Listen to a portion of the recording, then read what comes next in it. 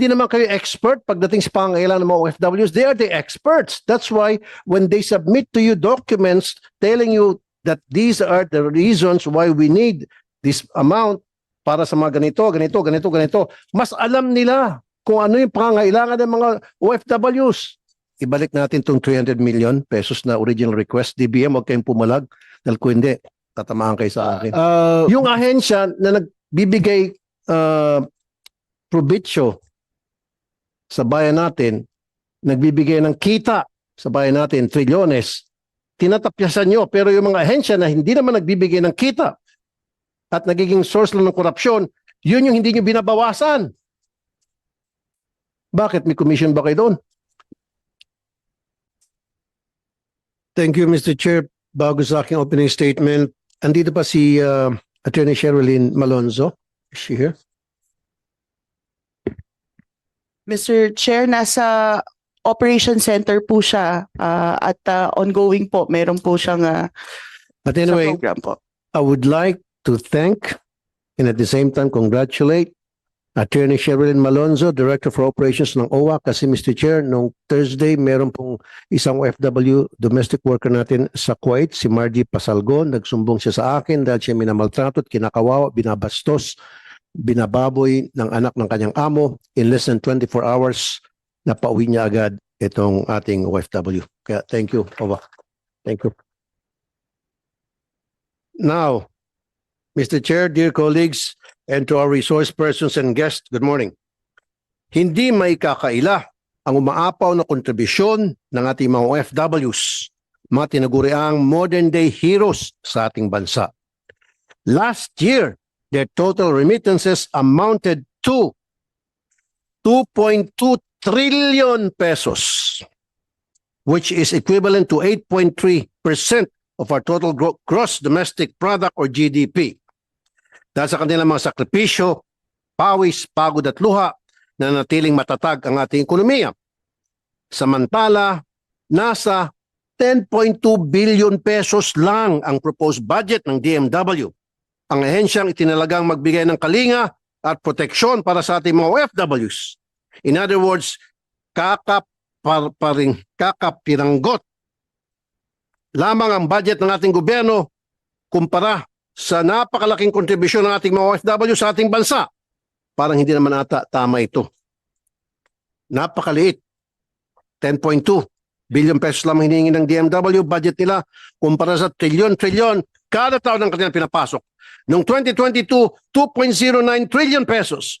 2023, 2.1 trillion pesos. At 2024, 2.2 trillion pesos. Every year, tumataas ng trilyones ang kontribusyon ng ating mga OFWs. At kaya isang dahilan kung bakit gumaganda ang ating komuniya.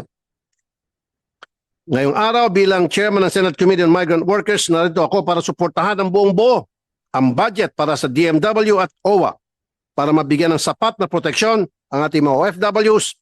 Nais natin mapantayan man lang sana ang lahat ng kanilang mga sakripisyo at kung kinakailangan pang taasan ang budget upang maibigay ang narapat para sa kanila, ipaglalaban natin at dagdagan natin yan. Nandito rin ako para siguraduhin na ang pondo para sa ating mga OFWs ay nagagamit ng wasto at naayon sa batas at sa mga programa ng ating gobyerno. For the past 3 years na ako po ang chairman ng Migrant Workers Committee, napatunayan ko ang dedikasyon ng ating mga taga-DMW at OWA at ako'y nagpapasalamat sa inyo.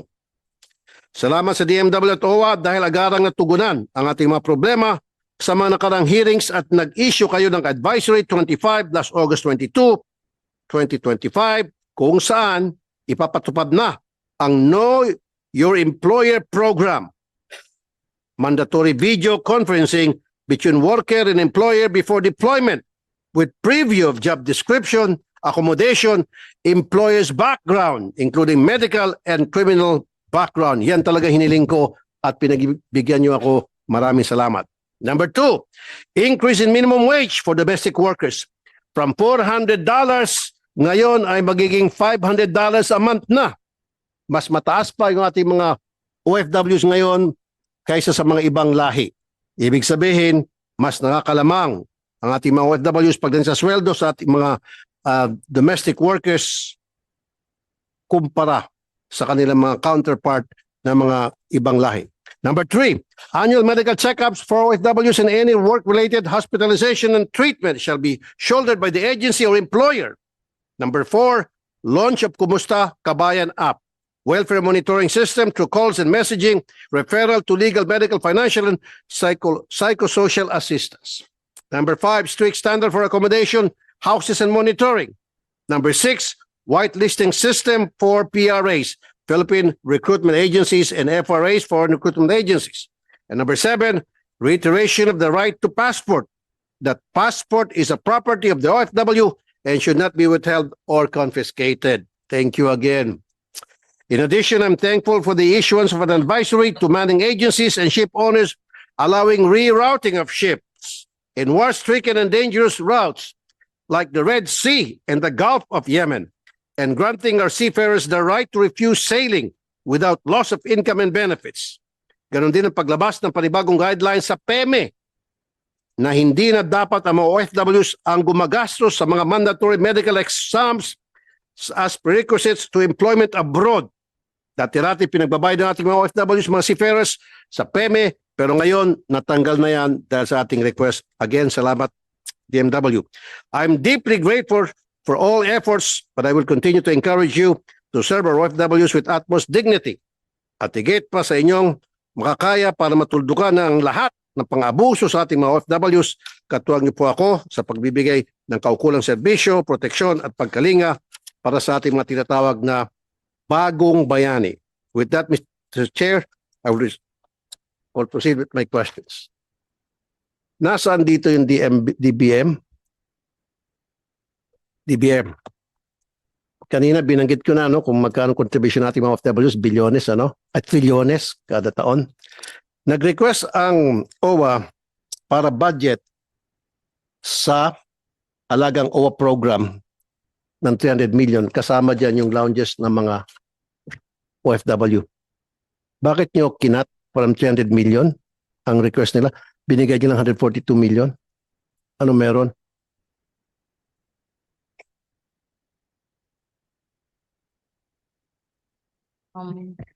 Mr. Chair, Your Honor, this pertains po ba to the National Reintegration Center for No. OFW? Ito ay para sa Action. alagang OWA, meaning yung sa mga OFW lounges. Nakakita ka na ba ng mga lounges ng mga OFW? Nakapunta ka na sa mga airport natin, international airport? Hindi pa po, Your Honor. Hindi pa. Ibig sabihin, ignorante kayo dyan sa DBM, Subukan mo kayo pumunta muna para makita mo kung gaano inaalagaan yung ating mga OFWs. Siyempre, mga bayani sila, natural lang. Bigyan natin sila ng paggalang, pagrespeto at ipamper natin sila dahil trilyones ang pinapasok nilang pera sa bansa through their remittances. Bakit nyo kinat?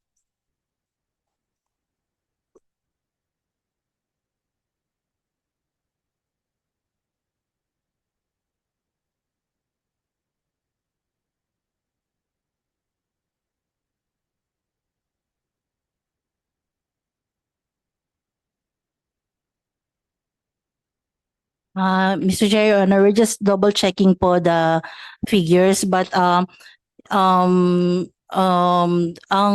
naging ano po namin with the OWA is malaki po yung naging balances po kasi nila with the welfare services na so we told them na to use muna yung continuing appropriation for the program po. Pakisagot, OWA, tama ba? Mr. Chair, good Senator, ang nire-refer po ng DBM is yung utilization po ng Emergency Repatriation Fund. Mr. Chair, hindi naman po pwede namin gamitin yung ERF para sa ibang purpose. Since 1995 po, ang purpose po niyan is to support emergency repatriation. Kaya ho kami nag-propose ng Alagang OWA Fund. Ito po ay para sa mga OFW lounges, seafarer welfare centers according to the Magna Carta, yung po migrants po, yung po mga OFW centers po natin sa Hong Kong, Taiwan at iba pang mga lugar pag nagde-day off po yung ating mga kababayan among other programs po, Mr. Chair. DBM, pakisagot. Yes po, we understand that po. However po kasi sa budgeting side po, under po siya ng isang PAP. So they can modify po if they will not be able to use the ERF, they can modify it for the alagang OWA po kasi same PAP po siya. OWA, pakisagot. Mr. Chair, sa pananaw po namin, and I think I'll also ask our good secretary also to, yung sa modification po ng pondo, kakailanganin pa po namin dyan ng board approval. Nagkaroon na ho dati ng concern dyan, Mr. Chair. Kaya ho, minarapat po namin na under alagang OWA na po talaga yung pondo para doon na lang din po magagamit talaga, Mr. Chair. If okay lang pong maibigay kay kay Secretary Kakdak po. Secretary Kakdak. Yes, go ahead. Mr. Chair. Tingin ko po mahalaga talaga yung Emergency Repatriation Fund. As you know, Mr. Chair, the geopolitical situation all around the world, whether it's Asia or Middle East, mukhang kailangan talaga nakahanda tayo sa repatriation at any given time. Pero hindi to sa repatriation, Secretary. Opo. Yung kasi po ang sinasabi na ay pwedeng i-reallocate yung sa repatriation. So we will stand pat on holding on to our repatriation fund, lalo na sa OWA side also. Kasi ang gusto nila mangyari, yung mga sa repatriation fund, ita-transfer doon sa alagang OFWs para sa mga lounges, centers na mga seafarers at OFW sa Hong Kong at sa pang bansa. Yun ang sinasabi ng DBM. Yun nga po ang Hindi pwede yun dapat, di ba? Bawal. Sana po hindi kasi po yun nga po magagamit pa ho natin ng repatriation for any eventuality na pwedeng mangyari sa mundo at alam naman natin ang geopolitical situation sa maraming bahagi ng mundo na mukhang kakailangan natin na may hawak tayong pera for repatriation. But nevertheless, Mr. Chair, I could gladly report nasa House, kakatapos lang po ng aming plenaryo sa House, acknowledge na po ito na kailangan talaga yung pagkakaroon ng pondo for the OFW lounge. Okay, so Mr. Chair, ang gusto kong mangyari, ibalik natin tong 300 million pesos na original request. DBM, huwag kayong pumalag. Dahil kung hindi, tatamaan kayo sa akin. For the indulgence of everyone, I think dun sa 1.287 billion na 2025 budget administrator for the Emergency Repatriation Fund, 126.6 million was realigned to alagang OWA. Ito po yung nangyari. Siguro, sa bagay, bago pa lang po kayo dyan, you have to, yung mga matagal na dyan sa OWA, you have to inform the administrator na mayroon pong realignment admin na 126.6 million out of the 1287. Ito siguro, Sen. Rafi, yung sinasabi ng DBM. Pero just the same, dapat po talaga, meron din po talaga sariling pondo, yung OFW welfare, kaysa sa mag-realign sila, mas mabilis na ho yung may sariling pondo, yung ating mga lounges. Di po ba? Thank you, Senator Rafi. In other words, ang gusto kong mangyari, yung original request na 300 million, anyway, may breakdown na ng bingay yung ating mga taga-OWA at DMW. So gusto ko lang maibalik yun, the exact amount, para mabigyan naman natin ng magandang kurtesiya yung ating mga tinatawag na mga makabagong bayani dahil sa kanilang contribution na trilyones nga ang pinapasok kada taon. Just imagine, trilyones, 2.2 trillion pesos last year. Okay? Tapos kakapiranggot nga lang hinihingi nila, ay pa natin ibagyan, parang pinagkakait pa natin. Okay, DBM? Very good. OFW Help Desk. Kailangan po natin ito, Secretary Kakdak, para ma-accommodate itong lahat ng mga problema inilalapit ng ating mga kamag-anak na mga naiwan dito ng mga OFWs. At ang gusto ko saning help desk sa mga barangay para mas easy access at matugunan agad lahat ng mga problema nila. Nabanggit nga kanina ni Secretary Erwin at Senator Erwin at Senator Legarda. Help desk is very important para lahat ng problema ng mga kamag-anak ng OFWs na iwan sa Pilipinas pupunta doon sa barangay at yung barangay gagawa ng referral kung hospital man, medical assistance man, kung police assistance o women's and children's, etc. So sa ngayon alam ko 104 lamang ang help desk natin, so dapat siguro dagdagan pa ito at Secretary Kakdak. Maraming salamat, Senator, Mr. Chair. Tama po kayo. We plan to, sa NEP, we plan to have, we propose sana na magkaroon ng OFW help desk in all 82 provinces. Pero panimula lang po ito kasi ang ideal po talaga dito, down to city, municipality, and of course barangay levels. But tama po kayo, Mr. Chair, wala nang tatalo pa sa may matatakbuhan ng ating mga OFWs and OFW families dun mismo sa kanilang mga lalawigan at lugar para yung sinasabi ni Chair Senator Erwin kanina na ang matatakbuhan po talaga nandoon na at hindi na kailangan pumunta pa sa Senado o kahit saan. Yung help desk maganda yon dahil parang one-stop shop na sasabihin ng kamag-anak ng OFW yung kanyang problema at itong si barangay chairman, of course doon sa barangay meron tao kayo doon, alam na agad kung saan i-refer yung problema para mabigyan agad ng solusyon. Tama, Secretary? Po, I fully agree, Mr. Senator. At kinat na naman itong DBM yung budget na request nyo para sa additional help center, tama, help desk. Ito po yung pinanukala namin pero hindi po naisama sa NEP. DBM, pakisagot. Mr. Chair, Your Honor, based on our records po na when May kamag-anak ba kayong OFW? Ikaw may kamag-anak o OFW? wala po, Your Honor. Kaya pala. Si secretary ninyo, si I'm not sure po. Secretary, pakitanong kung may tawagan mo kaya kung may kamag-anak siya. Kaya pala ganun kayo kumilos diyan sa DBM kasi wala kayong kamag-anak na OFW eh. So but anyway, sagot. Magandang help desk eh. Yun ang sinabi kanina ni Senator Erwin sa Senator Legarda eh. Ito na sana ang solusyon. Sa bawat barangay, merong help desk at nagmaman doon yung mga taga DMW at OWA at alam nila, eksperto sila at sila ay mga dating OFW kung paano bigyan solusyon ang problema ng mga OFW sa pamagitan ng proper referral sa mga agencies na agad-agad mag-a-action. Yun yung help desk na yun. Pakisagot, DBDA. Based DBM. po on our records po, during the budget preparation po, they failed to submit po yung supporting documents needed by the Failed to DBM. Okay, And sige. Sandali lang para mapabilis. Secretary Kakdak, you failed to submit the documents na ni-request.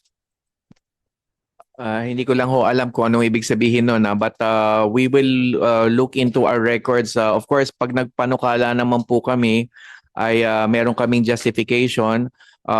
Pero, Mr. Senator, mahirap pong hindi magpakumbaba sa DBM kaya sasabihin ko na lang po na posibleng sa pananaw nila kulang yung sinabit namin pero sa ganang amin ay meron ho kaming naisubmit.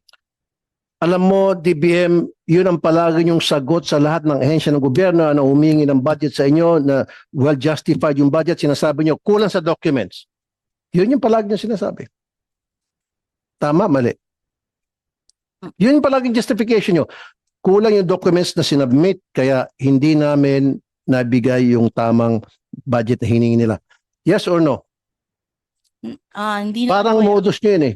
hindi naman, hindi naman po, Your Honor. Based naman po ito dun sa naging submission nila, ano naman po, we acknowledge naman that they justify. However po, yung details po as to how many po yung mga equipments na kailangan, how many personnels, hindi po nila yon na bigay po sa amin. Yan nga po palaging sinasabi nyo sa DBM, kulang sa mga gamit, kulang sa ganito.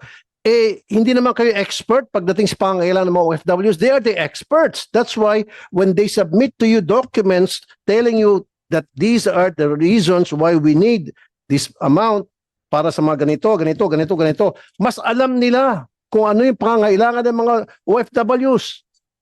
Silang eksperto eh, kayo hindi. Although sige, expert kayo sa pera. Pero sa pangangailangan sa needs ng mga OFWs, mas alam nila. Eh, wala kang kamag-anak ng OFW. Ikaw mismo nagsabi. With the indulgence of Senator Tulfo, may interject Senator Rafi. Siguro nga DBM, kailangan po natin pag-aralan na mabuti. Ang dami pong ahensya, bakit ito pang ahensya ang tatapyasan ninyo na malaki-laking pondo? Eh nakakatulong po ito eh. Nagdadala po ng income gets ho ninyo.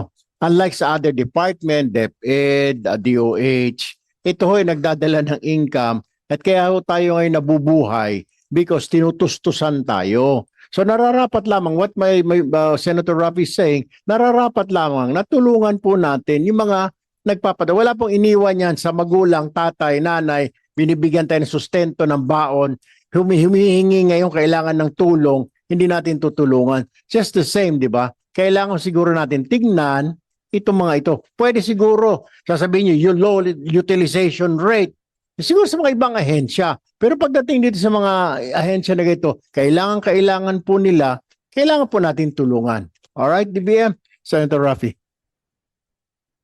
Okay, DBM, pwede pa bang mahabol na maibalik itong original request ng DMW para sa mga help desk? Mr. Chair, Your Honor, we already submitted the NEP, so we cannot Dito sa Senate, pwede pa ba gawa tayo ng insertion? Amendments and insertion para maisingit natin yung amount? Ito yung tinatawag natin magandang insertion. Diba? Oh, di ba? Ito yung insertion na walang kukontra. Oh, sigurado yung kukontra, giba. Hindi ka talaga. Siyempre, tingnan nyo na lang DBM, trilyones ang pinapasok nila. Tingnan nyo sa records. Trilyones every year tumataas ng tumataas. And yet, kayo naman every year tinatapyasan ng tinatapyasan nyo. Wala kasi kayong alam eh. So, pagdating sa OFWs. Okay. So, ngayon, merong mga ni-request din ang OWA para sa Paralegal and Welfare Services, para sa Seafarers Welfare Center, para sa OWA Global Centers, para sa OWA Caravan Upskilling Program. Nag-cut na naman kayo, DBM. Alagang OWA. Yung alagang OWA 600. Yung alagang OWA na 600 million. Ang NEP nun 142.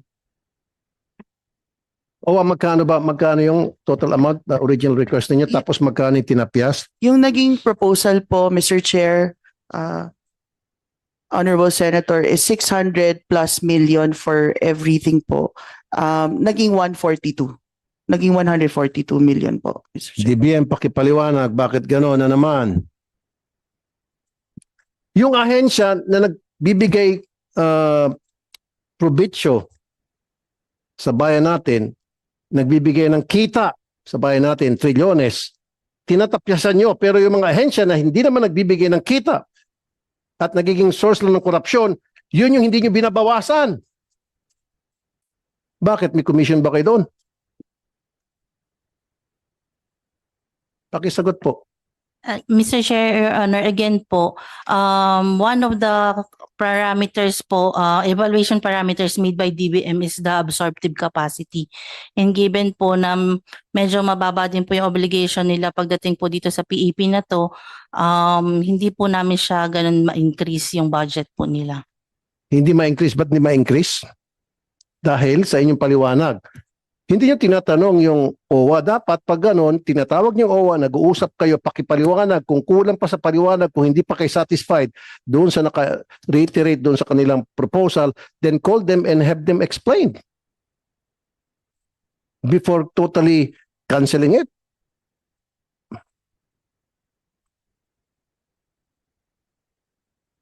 We did naman po, we have series naman po of coordination with the OWA po. OWA, meron bang to series of discuss the coordination? budget po.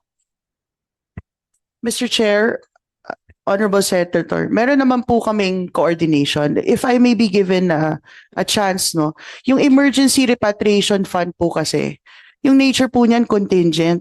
Hindi naman po namin pwedeng gastusin kung wala naman nung emergency o rason. Pero yan po napaka-importante, Mr. Chair, since 1995, para pong may nakaabang, kung sakasakali pong may malaki yung kaguluhan, at sabi nga po ni Secretary Kakdak, ang dami-dami yung nangyayari sa Middle East, dito malapit sa atin. Meron po tayong huhugutan agad ng pondo. Sa recollection po natin, Mr. Chair, nung pong si Sec Kakdak, ang administrator ng OWA, over 1 million po ang naripat po nung COVID pandemic. So isa ho to yung purpose niyan. Hindi naman ho namin pwedeng gastusin basta-basta at pag may nangyari hong ganon, nasakuna, saka ho kami maghahanap ng pera kung saan ano hong gagastusin namin sa pagpapabalik ng ating mga OFWs. Kaya ho kami nag-propose nitong bagong item po na ito. Okay, so DBM next time. But anyway, ito, gagaulit kami ng insertion. na para maibalik at maibigay sa DMW at sa OWA yung request nila para sa mga additional paralegal welfare, seafarers welfare centers, global centers, OWA Caravan, upskilling programs and all. Okay? DBM, at next time DBM, lesson learned sa inyo to para hindi ko na kayo mabatikos.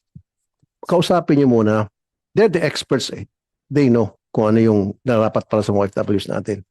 Okay? With the indulgence of Senator Raffy, DBM, we will do that dito sa Senado, OWA, and DMW. Pero we have to have your commitment na ma-fully utilize ninyo ang inyong mga budget kasi hindi po ninyo naubos. Underutilize po kayo. We must have your commitment, OWA, kayo. Bakit po kayo, savings? Para sa OFW po ito, gastusin ho natin. Ibigay yung gusto. Huwag ho tayo magtago, di ba? Total, meron naman dyan. Pwede namang lumapit sa DBM. We will do that. We will pass a law here. Mag-re-request po kami ng insertions dito para po dyan, para mapagbigyan ng DMW. Pero, Attorney Kaunan, we want your commitment, Secretary Kakdak, na this year, i-utilize nyo lahat ng pondo, ibigay lahat sa OFW. Huwag ho kayo matakot na mawalan kasi pwede naman hong mag-request. You know that, right? Thank you, Senator Rin? thank you, Senator Okay. Raffy. Quickly lang. Yung sa action fund, of course, hindi nila magagamit yung kailangan mayroong reserve. Hindi naman pwedeng isagad nila to the bones. Ika nga. Dapat lang talaga may savings sila. Para in case of emergency, bigla may dumating na problema sa kuna sa ibang bansa, doon naman kinuha sa action fund. So I don't blame kung ang pinag-usapan natin ng action fund, ba't hindi naubos? Dapat lang talaga hindi maubos yun. Dapat palagi may reserve para pag may emergency sa iba't ibang bansa, doon kinukuha. So para sa akin, hindi naman siguro problema yung underutilization sa OWA at saka sa DMW. It's just so happen na matipid sila. Hindi sila magastos. Hindi na basta-basta na lang winabaltas yung pera. Para sa akin, yung underutilization nila parang exception to the rule dahil they know how to budget properly yung pera ng mga OFWs natin in case na kailangan. Maraming salamat, Mr. Chair.